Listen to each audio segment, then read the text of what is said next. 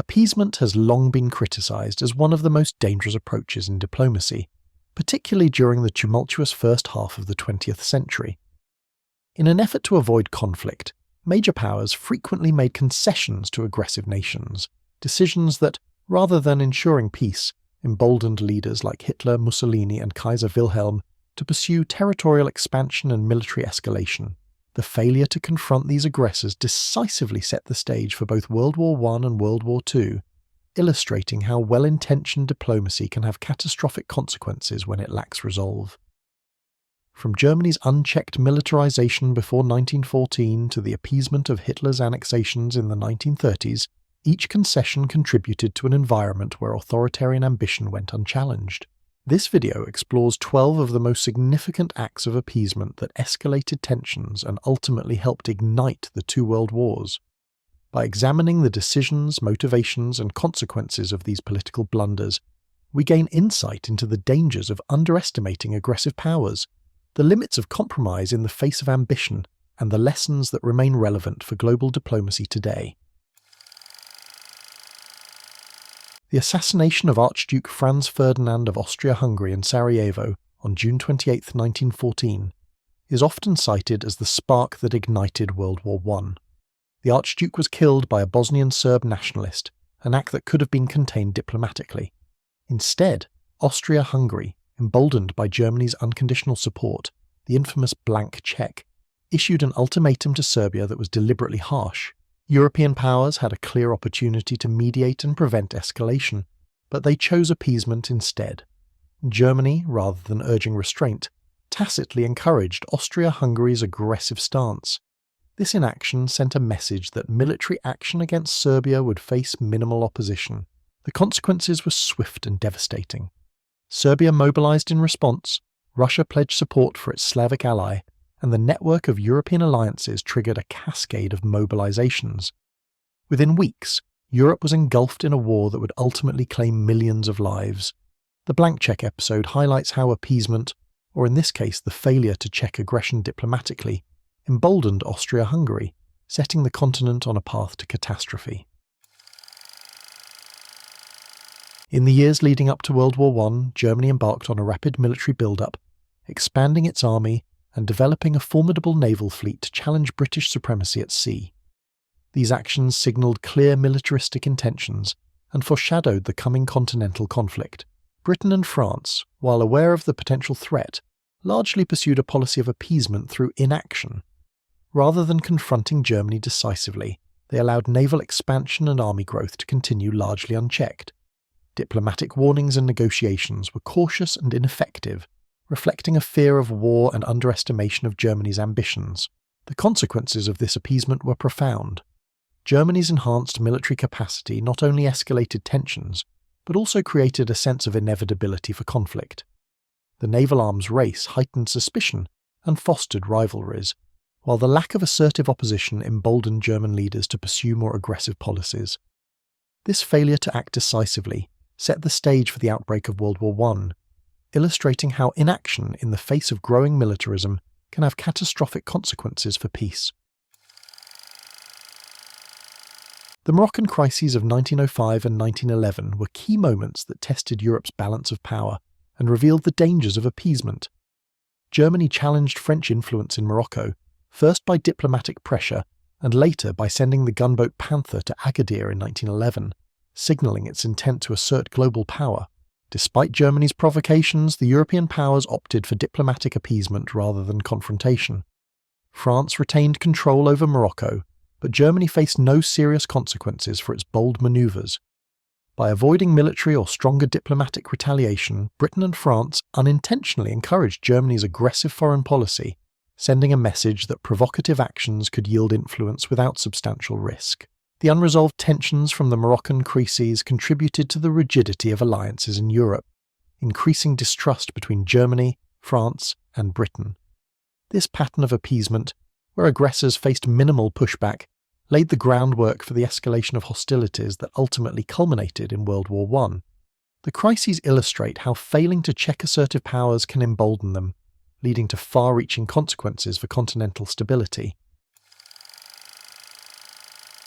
After the devastation of World War I, the Treaty of Versailles imposed strict limitations on Germany, including disarmament, territorial losses and reparations. The treaty was intended to prevent future aggression, but over the years, Britain and France gradually softened these terms, either through diplomatic negotiations or by turning a blind eye to German violations. Germany, under Hitler, began secret rearmament in defiance of the treaty, later transitioning to open militarization after 1933. Britain and France, eager to avoid another war and wary of domestic and economic pressures, failed to enforce the treaty decisively. This policy of appeasement sent a clear signal to Hitler. Aggressive expansion would meet minimal resistance from Western powers. The consequences were profound. Germany's growing military strength emboldened Hitler to pursue territorial ambitions, setting the stage for the annexation of Austria, the Sudetenland, and eventually the invasion of Poland. The gradual concessions and lack of enforcement of the Treaty of Versailles illustrate how appeasement can strengthen aggressors and create the conditions for large-scale conflict, ultimately contributing directly to the outbreak of World War II. In 1931, Japan invaded Manchuria, establishing the puppet state of Manchukuo in direct violation of the principles of the League of Nations. This act of aggression reflected Japan's imperial ambitions in Asia and tested the international community's commitment to collective security.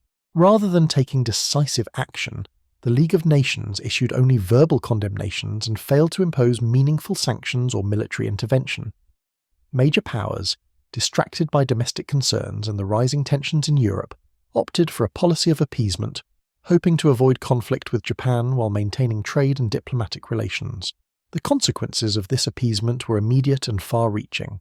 Japan, facing minimal resistance, was emboldened to pursue further military expansion, leading to the Second Sino-Japanese War, and ultimately the attack on Pearl Harbor in 1941. The League's ineffectiveness demonstrated the dangers of allowing aggressive nations to operate unchecked, reinforcing a pattern where diplomatic inaction can encourage further violations of international norms and pave the way for full-scale war. In 1935, Benito Mussolini's Italy invaded Abyssinia, which is modern-day Ethiopia, violating international agreements and directly challenging the League of Nations' principles of collective security. The invasion aimed to expand Italy's empire in Africa and enhance Mussolini's prestige on the world stage. Despite clear evidence of aggression, Britain and France chose a policy of appeasement, imposing only weak economic sanctions on Italy. Both nations feared alienating Mussolini and potentially driving him into alignment with Hitler, which could destabilize Europe further. No military measures were taken to halt the invasion, signaling to the world that fascist expansion could proceed with minimal consequences. The outcome emboldened both Italy and other Axis powers. It demonstrated the League's impotence, undermined the credibility of international agreements, and encouraged further aggression by Germany and Japan. The failure to confront Mussolini decisively contributed to the erosion of peace in Europe and Africa, highlighting how appeasement, driven by fear and political calculation, can have long-term consequences, paving the way toward World War II. In 1936, Adolf Hitler ordered German troops to remilitarize the Rhineland, a clear violation of both the Treaty of Versailles and the Locarno Pact. The Rhineland, a demilitarized zone along Germany's western border, was strategically important, and its reoccupation significantly shifted the balance of power in Europe. Britain and France, fearing another war so soon after World War I, chose appeasement over confrontation. France hesitated despite having a stronger military presence in the region, while Britain advocated restraint, preferring diplomatic protest to military action. Hitler interpreted this lack of opposition as weakness, boosting his confidence and encouraging further territorial aggression. The consequences were profound. The remilitarization strengthened Germany's western defences and emboldened Hitler to pursue future expansionist policies, including the Anschluss with Austria and demands on Czechoslovakia. This episode illustrates the risks of appeasement, showing that inaction in the face of clear violations can encourage aggressors to push boundaries further, ultimately destabilizing international order and paving the way for larger conflicts. In March 1938, Germany annexed Austria in an event known as the Anschluss, openly violating the Treaty of Versailles. This union of Germany and Austria significantly expanded Hitler's resources, population, and strategic depth, and it sent a clear signal to the world about his expansionist ambitions. Despite international outcry, Britain, France, and the League of Nations failed to act decisively. No military or effective diplomatic measures were taken to reverse or prevent the annexation. This inaction represented a calculated form of appeasement. European powers prioritized avoiding conflict over enforcing international agreements, inadvertently encouraging Hitler to continue his aggressive policies. The consequences were immediate and far-reaching. The Anschluss not only bolstered Hitler's confidence, but also strengthened Germany militarily and economically. It demonstrated that blatant violations of treaties could be executed without serious repercussions, reinforcing a pattern of unchecked aggression that would continue with the Sudetenland crisis and eventual occupation of Czechoslovakia. The episode underscores how appeasement, even when intended to maintain peace, can embolden authoritarian powers and undermine global security. In September 1938, Adolf Hitler demanded the Sudetenland, a border region of Czechoslovakia with a significant German-speaking population. In a bid to avoid another devastating war, Britain and France, led by Neville Chamberlain, agreed to Hitler's demands at the Munich conference without consulting Czechoslovak leaders. This act of appeasement, intended to preserve peace, sacrificed Czechoslovakia's sovereignty and failed to restrain Hitler's ambitions. Chamberlain famously declared it would bring peace for our time, yet the concession only reinforced Hitler's perception of weakness among the Western powers. The consequences were severe. Hitler interpreted the lack of resistance as a green light for further expansion, leading to the complete occupation of Czechoslovakia in March 1939. The Munich Agreement demonstrated the dangers of appeasement in the face of aggressive authoritarianism, showing that concessions, even when well-intentioned, can encourage further violations and set the stage for larger conflicts. In March 1939, Adolf Hitler violated the Munich Agreement by occupying the remainder of Czechoslovakia. This aggressive move demonstrated that appeasement had failed to restrain Nazi ambitions, exposing the weakness of Britain and France in enforcing international agreements. The Western Allies responded with verbal condemnations but still refrained from any military intervention. This continued pattern of appeasement signalled to Hitler that his expansionist policies would face minimal opposition, emboldening him to set his sights on Poland and further European conquest. The consequences were clear. Germany's unchecked aggression directly paved the way for World War II. The invasion highlighted the perils of sacrificing smaller nations' sovereignty in hopes of maintaining peace, and illustrated how appeasement can encourage further violations, ultimately undermining global stability and making conflict almost inevitable. In August 1939, Nazi Germany and the Soviet Union signed the Molotov-Ribbentrop Pact, a non-aggression treaty that secretly outlined the partition of Poland. This agreement shocked the world and left European powers scrambling to respond. Despite guaranteeing Poland's borders, Britain and France failed to take preemptive action or persuade the Soviet Union to oppose Hitler's plans. Their restraint reflected a form of appeasement, prioritizing caution over firm opposition to Germany's aggressive moves. By not acting decisively, the Western Allies allowed the pact to embolden Hitler, providing him with security on his eastern flank and enabling the launch of a coordinated invasion of Poland. The invasion of Poland from both west and east triggered World War II in Europe. The Molotov-Ribbentrop Pact illustrates how appeasement, when paired with diplomatic inaction, can inadvertently facilitate aggressive alliances and accelerate the path to large-scale war. It underscores the dangers of underestimating authoritarian ambitions and the consequences of failing to enforce international guarantees. Following the fall of France in 1940, Japan moved to occupy French Indochina, modern-day Vietnam, Laos and Cambodia, securing strategic territory and resources to support its ongoing military campaigns in Asia. The move violated international norms but faced minimal military opposition from Western powers. The Allies, preoccupied with European events, responded with economic sanctions and trade restrictions, stopping short of military intervention. This cautious approach reflected appeasement in practice. Japan's aggression was recognized but not confronted decisively. The consequences were significant.